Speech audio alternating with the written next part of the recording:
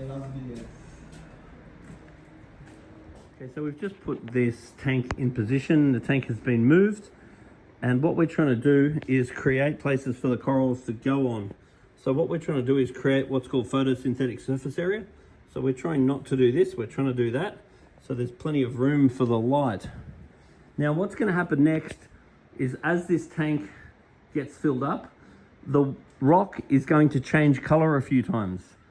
Now that's very normal, and it's going to start off looking pretty bad. So just expect that. So what we're going to expect is, when we get the tank filled, we're going to get this light brown algae growing everywhere, and it's going to be very frustrating. But as the silicates are consumed, and I would definitely get lots of copepods, because the copepods do a great job consuming the diatoms, which will grow from the silicates in the water. Also putting in phosphate removers that have silicate removal capacity is a very good idea.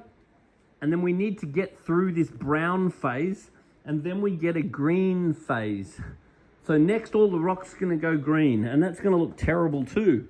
Now, increasing the amount of phosphate remover that we're putting in the tank to anticipate this phase is a very good idea. Now, the other thing is that this rock has been used before, so we have to assume that this rock is full of phosphate. Now, this rock is going to leach the phosphate out. So once we have a phosphate filter in there to remove the phosphate, then eventually the porous nature of this rock means that the rock is going to become a sponge or a buffer for future phosphate issues. So while the rock is a disadvantage when it's releasing its phosphate, when you're trying to lower your phosphate, it's an advantage once you do that, because the rock becomes like a buffer. So it sort of fills up with phosphate and then slowly leaches out. So that's something we have to anticipate. So keeping phosphate removers in the tank until the green phase is finished. Now, once the green phase finishes, if we've got nice high calcium, nice high KH, nice high pH, nice high magnesium, then what we want is the coralline algae. The coralline algae means that we're winning. And if we're winning and the water quality is right, then over months, not quickly, over months, you start to form the coralline. And the coralline is that beautiful purpley pink color that you can see on these fake rocks that have been added. Once that's growing, that means we're winning. If we keep the water right and we keep the coralline growing, then the tank is actually growing. That means we're winning. On the other hand, if over time your phosphate levels start going up, your nitrate levels start going up, your pH and KH and so forth start going down, then you're going to go backwards in these cycles, which means you go back to the green algae phase again. And that means that the rock starts filling up with phosphate again.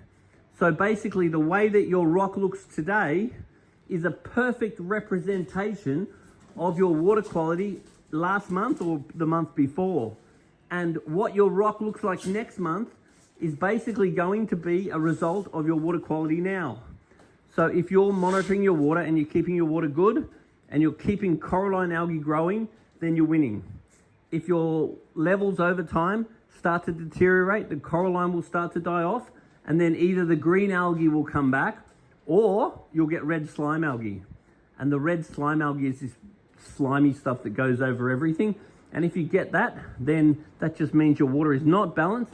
You've got to suck all that out with a siphon hose, improve your water quality, and in about 4 to 8 weeks, you'll solve that problem. Once the tank starts to mature and your levels are acceptable, then what we want to do is get cleanup crew in there. So we want things like tangs that are going to munch away on algae. We want blennies. We want snails, like strom shells for the sand. We want sand sifting stars for the sand. We want trochus and turbo snails for the algae, and definitely abalone for the algae, and lots of adding copepods. So then, once we've got a good cleanup crew and our levels are right, we can keep our nuisance algae under control, and we can start growing our good coralline algae. In that time, we can start adding our corals, preferably easy corals to keep, and then we're well on our way. Now, if you're deciding what company to use to set your aquarium up, particularly in reference to aquarium shops, what I would recommend you do, which seems to be fairly reliable every single time, is look at the display tanks that the shop has and just consider that that's pretty much what your tank's going to look like. The same as quite often if you want to go to a hairdresser, look at the haircut of the dude that's giving you the haircut. You always end up with the same bloody haircut. If you are looking for an aquarium to get set up, look at the display tanks. And if you're impressed with the display tanks and you think that looks fabulous in my house, then they're probably a good person to use. If you look at the display tank and think, oh, that looks absolutely terrible, then you can probably assume that your tank's going to look absolutely terrible. So now we're putting water in the aquarium. Once the water is 25 degrees, we're going to let it stabilize.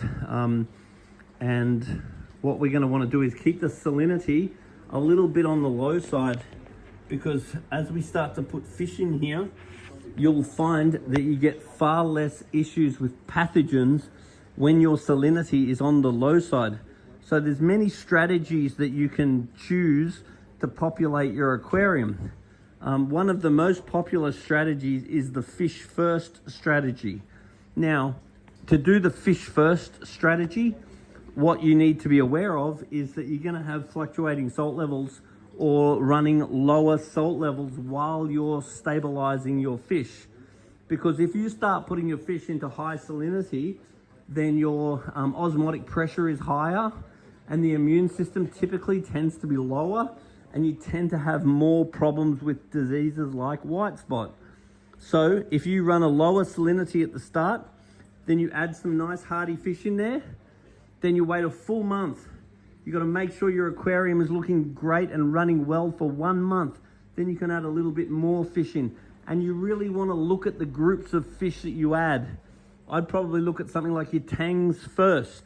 That's because they're good for scavenging. Fish like clownfish are fairly good early because they're not too expensive and they're really tough. So you want to put your groups in together, because what you don't want to do is put an angel in there and then later on put another angel in there. Otherwise, those two conspecifics will tend to fight. So you want to plan out when your fish are going in. You want to add the fish, wait a month, add the fish, wait a month. Now, during that time, you might decide to put some good value hardy corals in there, but you only want to be putting corals in there that are not super delicate or not super expensive. You don't want to go spending big money on corals until you're finished adding fish, because you don't want to go putting your salinity up and down. Because if you do not have a quarantine tank, then what you're typically going to do is lower the salinity in your main tank, put the new fish in, let the fish establish, slowly raise the salinity back up again. Now, most corals will just not open as well during this period, but most corals are fine. But you don't want anything super hard to keep, and you don't want anything super expensive during this time. So if you just go for corellas and fluffies and zoanthus and leathers and things that are quite simple, then you can't go wrong. So you want to look at the different phases that your aquarium has. Now, on the other hand, if you're going to go for a coral first approach, which means you go heavy on the coral and then add the fish later, you really want to have a quarantine tank, because then you can establish your new fish into the lower salinity. Then you can slowly raise them up in the quarantine tank before you put them into the main tank. So it's really important that you understand what strategy you're going to use. Otherwise, you're going to get yourself in trouble.